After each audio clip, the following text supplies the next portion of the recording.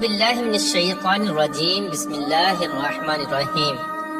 اللہ تبارک و تعالیٰ کے نام سے شروع جو بڑا مہربان اور نہایت رحم کرنے والا ہے۔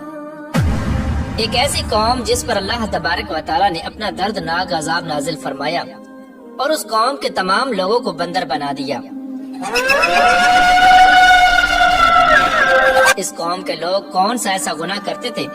جس کی وجہ سے اللہ تبارک و تعالیٰ نے ان پر دردناک عذاب نازل فرمایا، اور یہ لوگ بندر بننے کے بعد کتنی دیر زندہ رہے اور پھر ان کو کس قدر دردناک موت آئی۔ جب یہ لوگ بندر بن گئے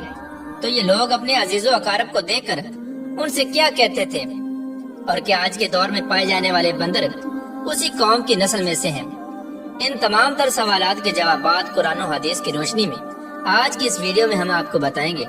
لہذا آپ سے گزارش ہے کہ ہماری اس ویڈیو کو اینڈ تک ضرور دیکھیے گا۔ انسانوں کے بندر بننے کی ابتدا حضرت داؤد علیہ السلام کے دور سے ہوئی۔ اس واقعے کا پس منظر کچھ یوں ہے۔ حضرت داؤد علیہ السلام اور ان کی قوم سمندر کے کنارے ایلا نامی گاؤں میں رہتے تھے اور ان کی تعداد 70,000 کے قریب تھی۔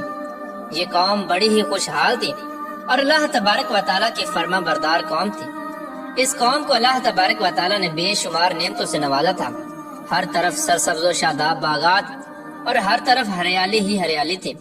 اور اللہ تبارک و تعالیٰ کی بے پناہ کرم نوازے تھے۔ یہ لوگ اپنی اس زندگی میں بہت ہی خوش تھے۔ حضرت داؤد علیہ السلام کی قوم چونکہ سمندر کے کنارے رہتی تھی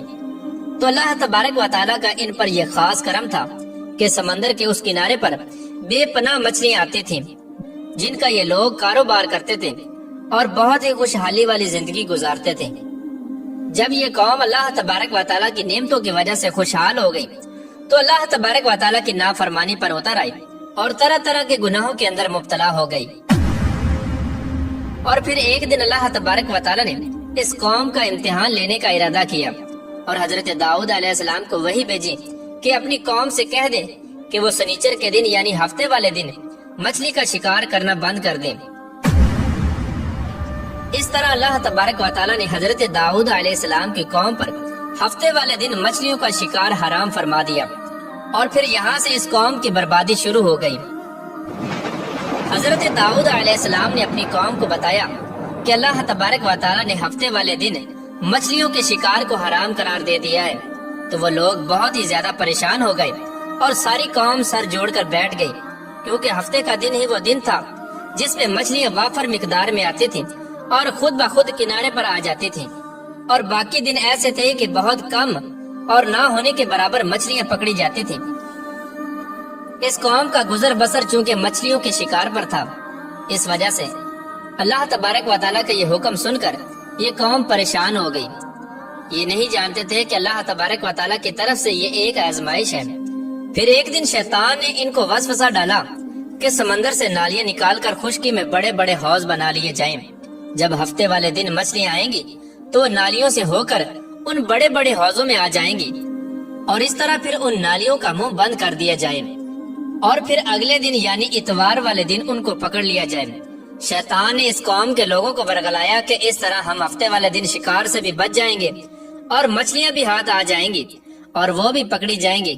بہت سے لوگوں کو یہ ہلا بازی اچھی لگی اور انہوں نے ایسا کرنا شروع کر دیا اور سمندر سے چھوٹی چھوٹی نالیاں نکال کر بڑے بڑے حوضوں میں ڈال دی، جس کے ذریعے وافر مقدار میں مچھلیاں ان حوضوں میں داخل ہو جاتی۔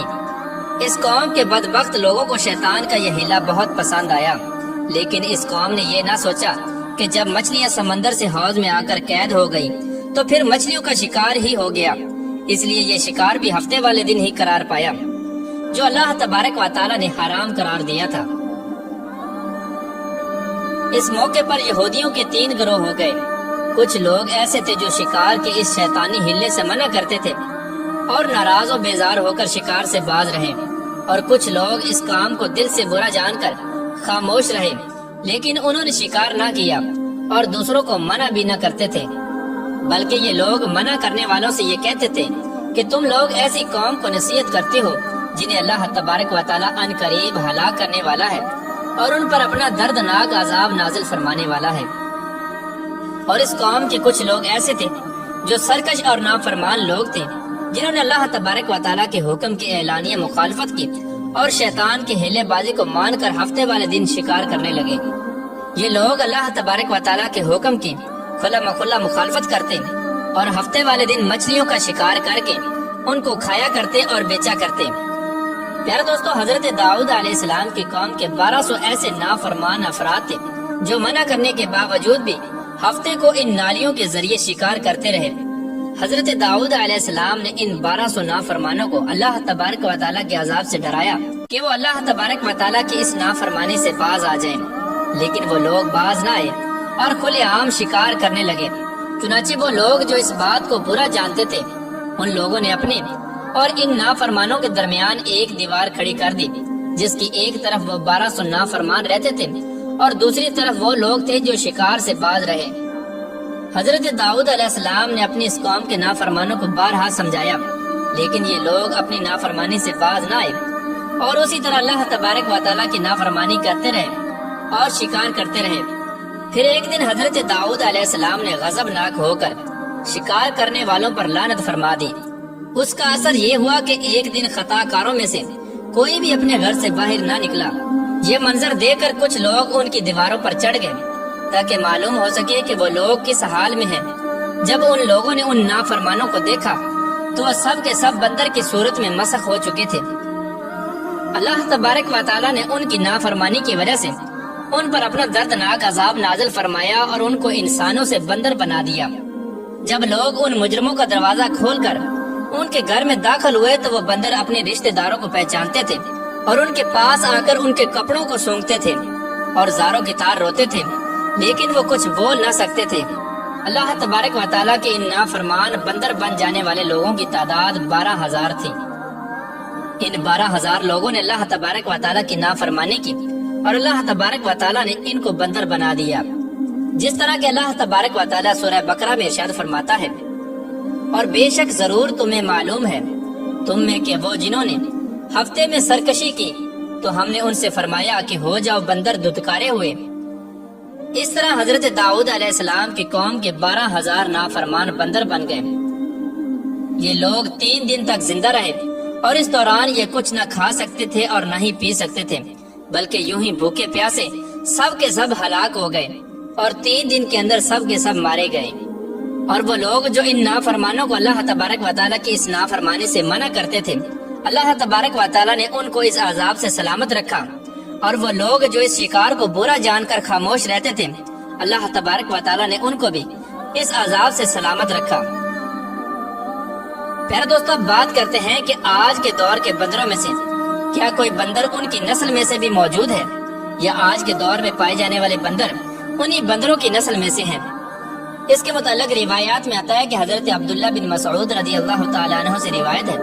کہ حضور پاک صلی اللہ تعالیٰ علیہ وآلہ وسلم سے کسی نے سوال کیا کہ آج کے بندر کیا حضرت داؤد علیہ السلام کی قوم سے ہیں؟ تو حضور نبی کریم رؤوف الرحیم صلی اللہ تعالیٰ علیہ وآلہ وسلم نے ارشاد فرمایا کہ اللہ تبارک و تعالیٰ جس قوم پر عذاب بھیجتا ہے یا ان کی شکلوں کو مسخ کرتا ہے تو یہ عذاب انہی پر ہوتا ہے جن پر وہ عذاب نازل ہوا تھا، اور اس کے بعد اللہ تبارک و تعالیٰ ان لوگوں کو ہلاک کر دیتا ہے اور ان کی آگے نسل نہیں بڑھتی۔ اس لیے یہ بات غلط ہے کہ کچھ لوگ یہ سوچتے ہیں کہ آج کے بندروں میں بھی حضرت داؤد علیہ السلام کی قوم کے بندر بننے والوں کی نسل موجود ہے۔ ایسا کچھ بھی نہیں ہے۔ وہ لوگ صرف اور صرف 3 دن زندہ رہے اور اس کے بعد سب کے سب ہلاک ہو گئے، اور اللہ تبارک و تعالیٰ نے اس قوم کے نافرمانوں کو صفحہ ہستی سے مٹا دیا۔